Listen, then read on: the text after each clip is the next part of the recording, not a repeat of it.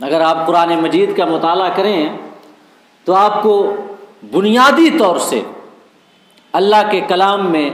5 قسم کے مضامین ملیں گے۔ کتنے؟ 5 قسم کے مضامین۔ پہلی قسم کا جو مضمون ہے اس میں وہ آیات قرآنیہ ہیں جن میں اللہ پاک نے عقائد کا بیان کیا ہے، اللہ کے حوالے سے ہمارا کیسا عقیدہ ہونا چاہیے، انبیاء کے حوالے سے ہمارا کیسا عقیدہ ہونا چاہیے، ملائکہ اور فرشتوں کے حوالے سے کیسا عقیدہ ہونا چاہیے، قبر، حشر، نشر، جنت، جہنم، پل صراط اور اخروی معاملات کے حوالے سے ہمارا کیسا عقیدہ ہونا چاہیے۔ اللہ پاک نے ان تمام مسائل کا ذکر پہلی قسم کے مضمون میں کیا ہے، اور وہ مضمون عقائد کا مضمون ہے۔ دوسری قسم کا مضمون احکام کا مضمون ہے، جس میں اللہ پاک نے ایسی آیات بیان کی ہیں جن میں اللہ نے زندگی گزارنے کے لیے ہمارے سامنے رہنما اور ذرّی اصول بیان کیے ہیں۔ زندگی کیسے گزاری جائے، کس ڈھب پہ، کس نہج پہ ہم اپنے شب و روز کو گزاریں، کہ جن احکام میں نماز کا حکم ہے، روزہ کا حکم ہے، حج کا حکم ہے، زکوٰۃ، صدقات، خیرات، ذکر و اذکار، قرآن کی تلاوت، اولیاء اللہ سے صحبت اور ان سے تعلق، یہ تمام چیزیں جن کا تعلق احکام سے ہے، یہ دوسری قسم کا مضمون ہے۔ تیسری قسم کا مضمون قرآن مجید کا وہ ہے جس میں اللہ رب العزت نے اپنی نعمتوں کو بیان کیا ہے، زمین، آسمان، پہاڑ، دریا، جھرنے، غذائیں، میٹھے پانی، مختلف رشتے اللہ پاک نے جو بنائے ہیں، اللہ نے اپنی نعمتوں کا تذکرہ فرمایا ہے، یہ تیسری قسم کا مضمون ہے۔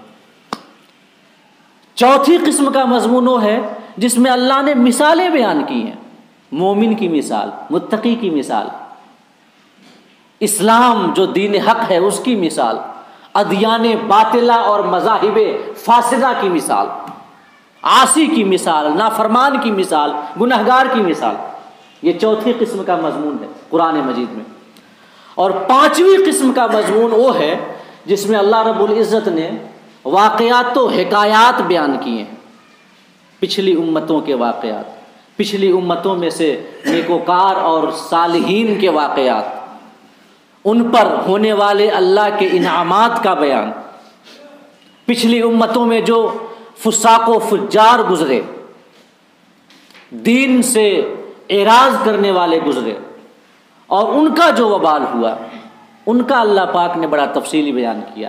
تو یہ قرآن مجید کے 5 بنیادی مضامین ہیں۔ پہلا مضمون عقائد سے متعلق ہے، دوسرا مضمون احکام سے متعلق ہے، تیسرا مضمون خدائے پاک کی نعمتوں سے متعلق ہے، چوتھا مضمون اللہ پاک نے جو مثالیں بیان کی ہیں ان مثالوں سے متعلق ہے، اور پانچواں مضمون واقعات و حکایات سے متعلق ہے۔ ظاہر ہے کہ عقائد سے متعلق مضمون سے مقصود یہ ہے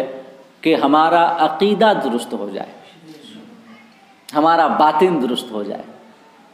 اللہ کے حوالے سے ہمارا عقیدہ، رسول کے حوالے سے، آخرت کے حوالے سے درست ہو جائے۔ احکام کے حوالے سے جو مضمون ہے اس سے مقصود یہ ہے کہ ہمارا ظاہر سدھر جائے، ہم اپنی زندگی اللہ کے بتائے ہوئے ذرّی اصول کے مطابق گزاریں اور اپنی سیرت و کردار کو سدھاریں، یہ مقصود ہے۔ اللہ پاک نے جو نعمتوں کا مضمون بیان کیا ہے، اپنی نعمتوں کو بیان کیا ہے، ان سے مقصود یہ ہے کہ ہم جب اللہ کی گوناگوں نعمتوں کو دیکھیں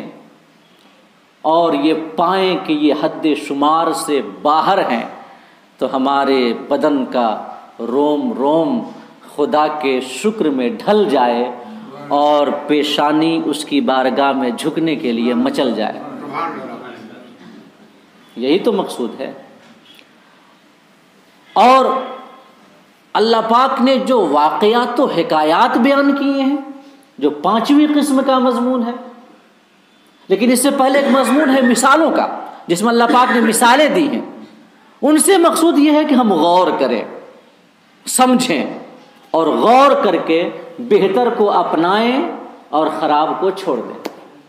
حق کو اپنائیں اور باطل سے اعراض کریں. یہ مقصود ہے اس مضمون کا جس میں اللہ پاک نے مثالیں بیان کی ہے. مومن کی مثال، کافر کی مثال، متقی کی مثال، عاصی کی مثال، دین حق اسلام کی مثال، ادیان باطلہ کی مثالیں. ان سے مقصود یہ ہے کہ غور کریں، مثالوں کو سمجھیں اور سمجھ کر حق سے تمسک اور توسل اختیار کریں اور باطل سے اعراض کریں. مگر جو 5ویں قسم کا مضمون ہے جس میں اللہ رب العزت نے واقعات بیان کیے، حکایات بیان کیے، صالحین کے واقعات، ان پر ہونے والے انعامات و اکرامات کے واقعات، اس کے علاوہ نافرمانوں اور عاصین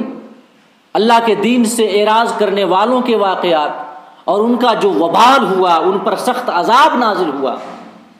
ان عذابوں کے حکایات، آخر ان سے کیا مقصود ہے؟ ان سے کیا مقصود ہے؟ اللہ پاک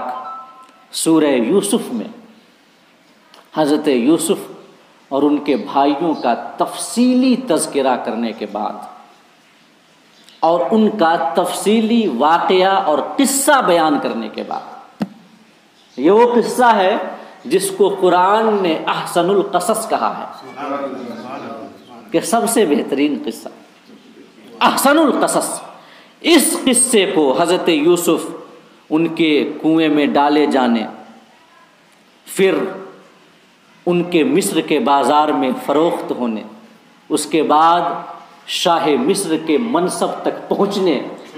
اور پھر بھائیوں سے دوبارہ ملاقات ہونے کے تمام واقعات کو اللہ پاک نے بالتفصیل بیان کیا، بالتفصیل، کہ کیسے بھائیوں نے غداری کی، کنویں میں ڈالا،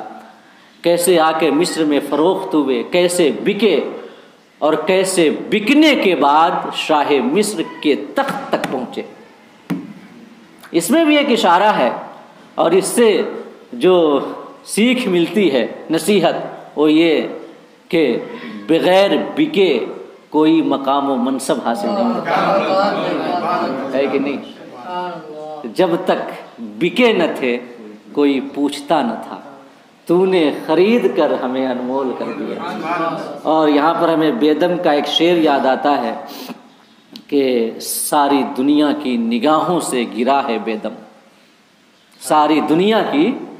نگاہوں سے گرا ہے بیدم، یا رسول اللہ تب کہیں جا کے تیرے دل میں جگہ پائی ہے.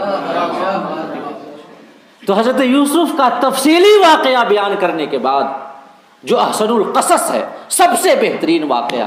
اللہ پاک فرماتا ہے سورہ یوسف میں لقد کان فی قصصہم عبرۃ لأولی الالباب، کہ محبوب ہم یہ جو قصے بیان کرتے ہیں، جو یہ واقعات و حکایات بیان کرتے ہیں، ان میں عقل والوں کے لیے عبرت اور نصیحت ہے، عقل والوں کے لیے ان میں عبرت ہے. تو اللہ پاک نے واقعات و حکایات کو سننے سنانے کا مقصود بیان کر دیا کہ اس سے مقصود، سنانے سے مقصود واہ واہی، زور بیان یا زور خطابت دکھانا نہیں ہونا چاہیے، ہے کہ نہیں؟ یہ قیامت کی نشانی ہے. نبی کریم صلی اللہ علیہ وسلم نے فرمایا کہ قرب قیامت علماء زبان کو چبا چبا کر بولیں گے، اور زبان کو چبا چبا کر بولنے سے مراد یہ ہے کہ بتکلف، بڑی محنت کر کے، کوشش کر کے فصیح و بلیغ اور مرتب جملے بیان کریں گے لوگوں کے سامنے، تاکہ زور خطابت کا لوگ لوہا مان لیں اور یہ شہرا ہو کہ فلاں جب بولتا ہے تو آندھی آتی ہے اور طوفان آتا ہے. تو یہ قرب قیامت کی نشانی ہے. تو میں عرض کرنا چاہوں گا کہ سنانے کا مقصد زور بیان دکھانا نہ ہو اور سننے کا مقصد محض وقتی جذباتی جوش نہ ہو، بلکہ مقصود یہ ہو سنانے کا کہ لوگوں کو خدا سے قریب کریں، اور سننے کا مقصود یہ ہو کہ اپنی زندگی کو اس نہج پہ گزاریں جس نہج پہ گزار کر وہ واقعہ جو ہم سن رہے ہیں یا سنا رہے ہیں اس واقعے کا حامل شخص اس مقام تک پہنچا، کیسے پہنچا، سوچے، غور کریں اور پھر اسی مطابق اپنی زندگی گزاریں۔